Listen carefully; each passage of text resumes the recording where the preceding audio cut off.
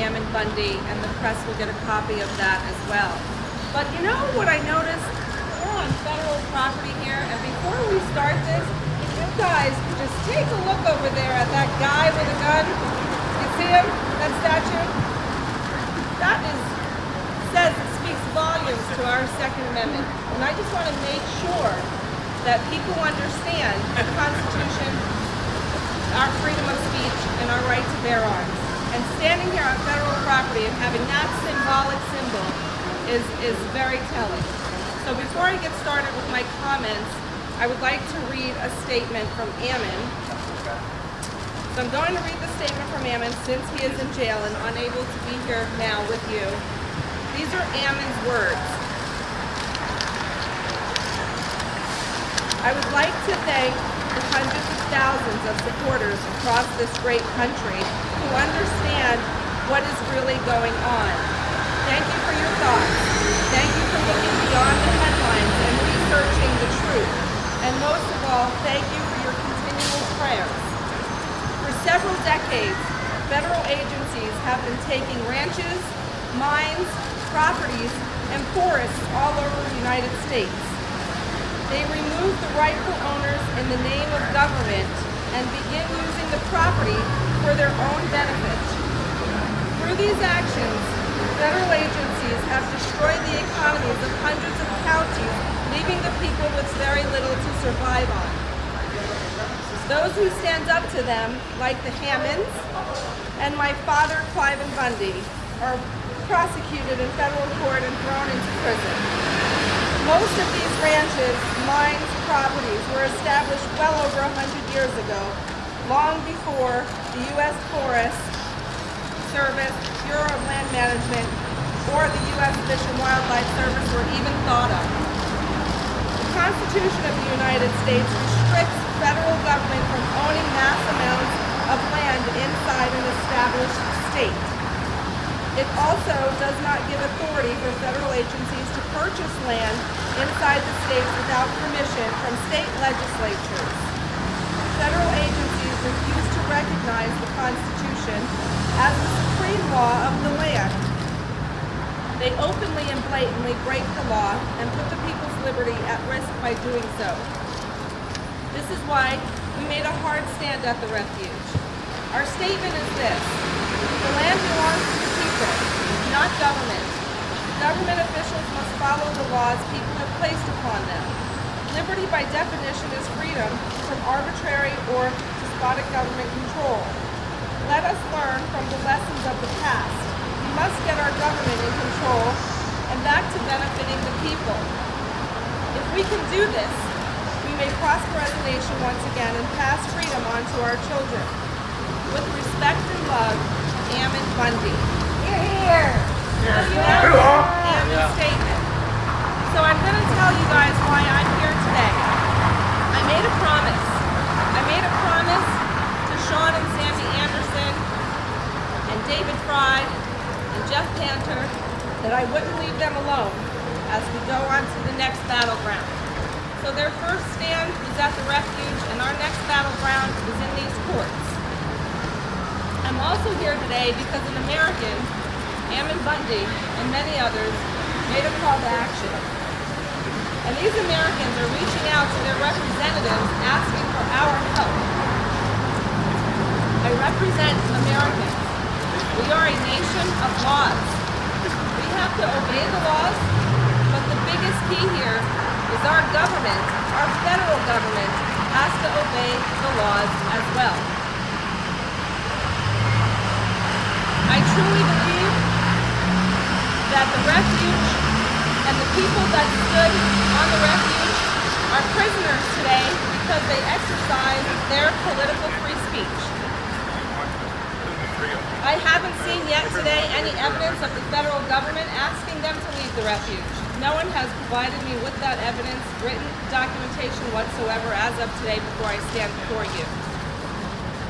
I ask our fellow Americans to unite and defend one another, to have compassion for each other and protect one another. Just as we stood up to the bullies in school, when the bullies picked on defenseless schoolmates of ours, we as Americans have to stand united and defend federal government, large government bullies as well.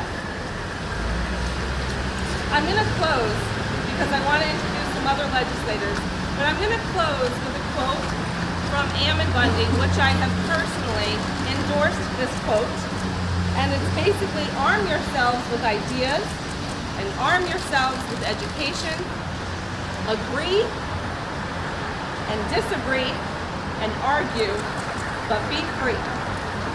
Thank you. So we want to thank you for being here, and we have a long road to go.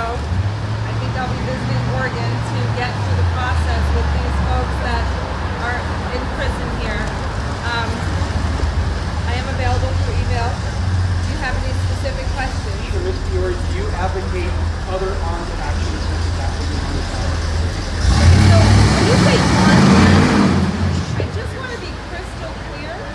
Have you ever seen one of the people that were camping at the refuge point a firearm at anybody? Yes or no? No, they aren't. That's it. They were armed. So Doesn't matter. there was a So- group of people that were armed. Doesn't matter. Second Amendment. Okay, so next question. Do you have a next Shall not be infringed. I really want to reform our justice system. That's the big goal. You guys, I can't stress enough that we need justice reform. I am a conservative Republican from Las Vegas, Nevada, who sat on in both my terms as an assemblywoman on our Judiciary Committee. I don't care if you're a Republican or a Democrat or a Libertarian or an Independent. We incarcerate too many people. The punishment is not fitting the penalty. The punishment, in Nevada we fight for laws that, criminal infractions should be civil violations. It's incredible the road we've gone down. As a legislator that writes laws and the laws that go through the process of our LCB and our Legal Counsel Bureau, those written words get convoluted and changed and amended and then passed, and then the judge has to decipher what we did in session. And sometimes it doesn't work out for our family and friends. And it's not okay to imprison people. It's okay to imprison folks that have crimes against other people. But we're talking about a bunch of cowboys camping in the middle of nowhere, bearing their rights to their firearms. That's what we're talking about. Not that I feel that they did nothing wrong. What I'm saying is they came here to defend the Hammonds, and the Hammonds are in prison right now, and they came here to basically go against the bully, which is the federal government. This is not the first incident of the Bureau of Land Management taking people's properties. This is a behaved pattern, and I urge every one of you to look up all of the cases of the ranchers that have lost their property, including that refuge. I urge each and every one of you to find out what that refuge once upon a time was. It was owned by Oregon ranchers, okay? And the Hammonds are the last ones there. Any other questions? 3 weeks I ago. think the word armed, do you advocate civil actions? I advocate free, peaceful assembly, and that is exactly what happened. Nobody pointed a gun at anybody, except the police. If the land you go back to the original land, should it be returned by you? Okay. Well, I mean, no, Why don't we just all go back to England in that case? well, no, but No, for real, really, you can't. I can make a statement about Yeah. what Ammon has told me his feelings are about that. I may be inarticulate about this because I haven't done research and I just know what Ammon's expressed, but he has told me and others that he believes that the land should revert back to heirs of original homesteaders, or to the tribes, or to county or state governments. So I think with the refuge in mind, I can't really speak any further what his statement would be, but my interpretation is there would be nothing wrong with a Malheur State wildlife refuge. under that analysis. That's all I know. So he would like to figure out who the last owner was. If there's no trace of it, he would be calling it going back. Yeah, I mean, I don't want to say that specifically because I don't know tribes versus state versus counties on how that works in this argument. But I know that they're wanting to research and get those answers, and I think he worked really hard researching this and talking to legislators about it in the past. And I think these guys are more informed than me. I'm kind of a Johnny come lately to this argument. I can't even honestly say that I've ever read Article 1, Section 8, Clause 17. I'd like to think I've read the entire Constitution, but if I did, it was probably, maybe in civics class. So it's a steep learning curve about what these arguments are and what they mean, and there's smarter people out there than I that have been debating this for years. So I'll just kind of leave it to these folks. Mr. Mike, what's that decision going on?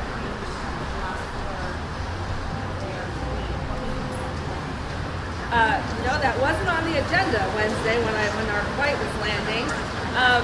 I was landing in Portland, and Mike Arnold was picking me up. So we can talk about who's incarcerated, who's their attorneys, what are the charges, and move forward with what's happening. But as the aircraft was hitting the tarmac, my phone, when you get into that zone and you can turn your phone on, was blowing up with one of our representatives from POWS, which was Matt Shea, with the phone number. Mike Arnold was calling me repeatedly, and so you guys have all been on airplanes, and they have, it was packed. I was in the last row, and so I answer the phone, and it's Mike Arnold, and he says, call the refuge right now, call the refuge, they're asking for you. There was some sort of online direct communication that was being aired, and I'm going to tell you something about that. David Fry, who's very smart, and Gavin, who put this together, the federal government literally shut down all communications for those who are at the refuge, so they could not call out for help. But at least they thought they shut it down. But we got those computer guys, those computer whizzes that can figure out hot spots and this spots and I don't know. And so David Fry, technical little whiz that he was, and another man figured out how to get communication out. And what happened was the FBI was moving in onto the refuge, and they were feeding live on a live stream. And they were basically demanding to speak to Assemblywoman Michele Fiore. And at that time, as they were doing this, he was listening, and he actually alerted the FBI the day before I was coming in and said, Assemblywoman Michele Fiore is coming to Oregon. She will be in Portland. Do you need her assistance? And they basically told him to fly a kite. And I think kind of not those words, but no. And so as I'm landing, my phone's blowing up. Mike Arnold is on the phone with the FBI. I got the phone number from Matt Shea, who's a Washington rep, on how to call into this phone number, and that phone number directly connected me to the refuge and how they were communicating. And so that's how I got involved. How do you feel about the role? There was many people that played a role. I have to tell you, the role was as soon as I got off the plane with a dying battery, and Mike was looking for me. Mike got to me. We got in finally when we got to his truck, Mike was on the phone with the FBI. I was on the phone with Sean and Sandy and David and Jeff, and we were going back and forth as to what they want. And then he would tell the FBI what they want, and then the FBI would tell Mike, we can do this or we can do that, and then I would relay that. You know what? I'm gonna bring my mom and grandma card out right now because I am a mom.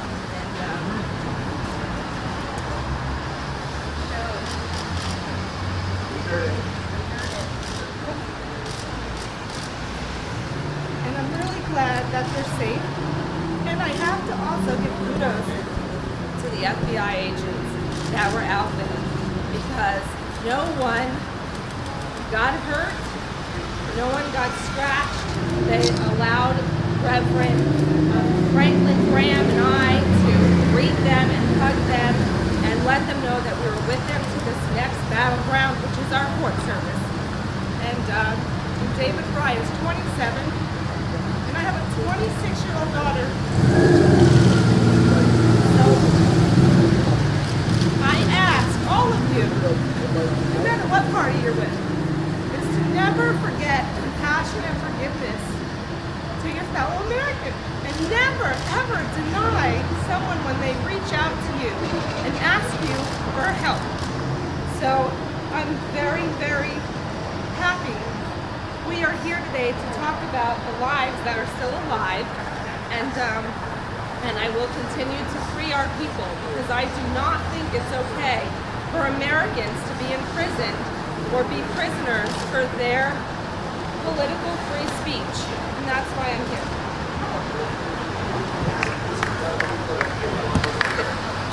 Yeah, how about that fact? Yeah. You know what I say to those who would ever call another American an outsider? I'm an American, and if you call me from anywhere, I don't care if you call me from Syria, and if you're an American that needs help, Americans need to go and get their fellow Americans. That's it. Any other questions? You previously told reporters that the 4 remaining occupants weren't part of the real movement and tried to distance them from Ammon Bundy. I can't hear you. You had previously, 3 weeks ago, called reporters trying to distance these remaining 4 occupants from Ammon Bundy, saying they weren't part of the real movement. So why embrace them now? What changed? I have to totally disregard that false statement. I don't know where you're from or what you're trying to say. But those 4 are safe. They're on the refuge. So is there another question? You're a hero, Michelle. We love you. You did a great job. I love you guys.